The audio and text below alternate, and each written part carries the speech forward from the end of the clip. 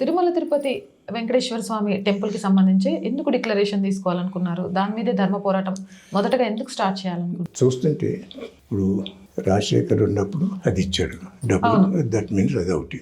తర్వాత మన జగన్మోహన్ రెడ్డి గారు వచ్చినప్పుడేమో so he has done so many things, diverted the funds, ఈ లడ్డు ఇష్యూలు వచ్చినాయి.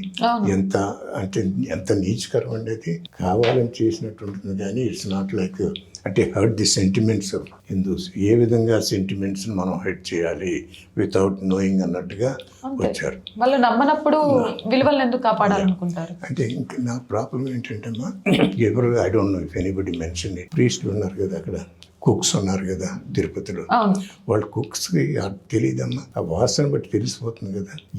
ఎవరు ఎందుకు అలర్ట్ చేయలేదు? 2 years ఇప్పుడు లడ్డు చేసే వాళ్ళకు కూడా తెలిసిపోతుంది అది ఏదో. నాకల్లా ప్రాబ్లం ఏంటంటే why these people have not alerted or spoke something or leak some information. అయ్యా ఇది నిజమైన లడ్డు కాదు, ఇది ఈ గీ కాదు, ఇదంతా ఫ్యాట్, యానిమల్ ఫ్యాట్, ఏదో ఒకటి చెప్పాలి కదా. రాజు రాక్షసుడు అయినప్పుడు చెప్పే అంత ధైర్యం ప్రజలకు ఉంటుందా?